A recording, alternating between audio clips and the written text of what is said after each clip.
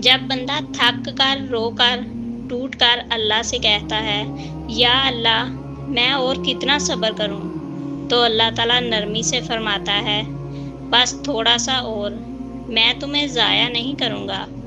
میں تمہیں آزمائش میں دیکھ رہا ہوں، تمہارا صبر شمار کیا جا رہا ہے اور میری مدد تمہارے بہت قریب ہے۔ جب انسان اپنے آنسوؤں کے ساتھ اللہ سے فریاد کرتا ہے کہ اے میرے اللہ، کب تک یہ تکلیف، کب تک یہ انتظار، کب تک یہ صبر کرنا پڑے گا، تو اللہ تعالیٰ فرماتا ہے جس طرح رات کے بعد صبح ضرور آتی ہے، ویسے ہی تمہارے صبر کے بعد راحت ضرور آئے گی، بس مجھ پر بھروسہ رکھ، میں بہترین وقت پر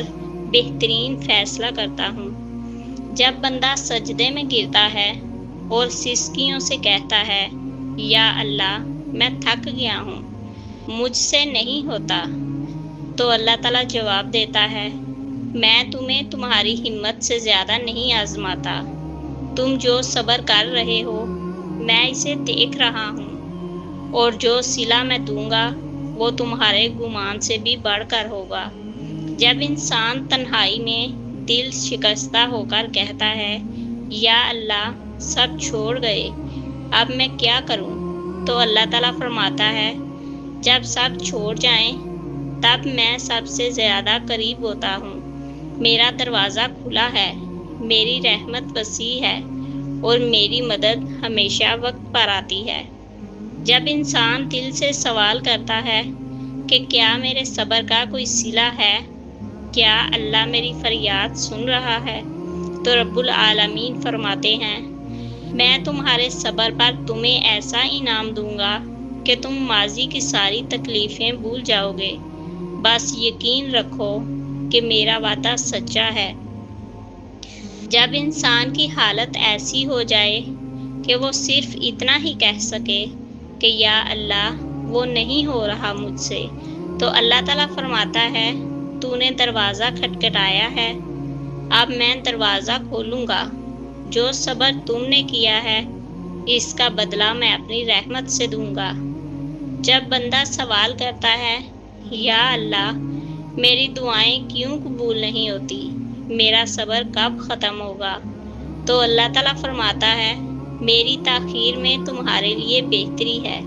میں تمہیں تیار کر رہا ہوں بڑی نعمت کے لیے، تمہارا صبر ضائع نہیں جا رہا، وہ میرے پاس محفوظ ہے۔ جب انسان بار بار گر کر کہتا ہے یا اللہ میں کمزور ہوں، مجھ سے برداشت نہیں ہو رہا، تو اللہ تعالیٰ فرماتا ہے تو کمزور ہے مگر میں طاقتور ہوں، تو صبر کر رہا ہے میں مدد کے ساتھ ہوں، بس مجھ پر بھروسہ رکھ، میں تمہیں تنہا نہیں چھوڑوں گا۔ جب انسان دنیا کی باتوں سے، اپنوں کے رویوں سے اور حالات کی سختیوں سے ٹوٹ کر کہتا ہے یا اللہ کہاں ہو آپ، تو اللہ فرماتا ہے میں تمہارے دل میں ہوں، میں تمہارے آنسوؤں میں ہوں، میں تمہارے ساتھ ہوں، بس صبر کرو، میری مدد راستے میں ہے۔ جب بندہ تھک کر ہر طرف سے مایوس ہو کر صرف یہی کہتا ہے کہ یا اللہ میں اب صبر نہیں کر سکتا، تو اللہ کہتا ہے اگر تم صبر نہیں کر سکتے تو دعا کرتے رہو، میں تمہاری ہر آہ سن رہا ہوں، اور جب تمہیں لگے کہ اب بس ہو گئی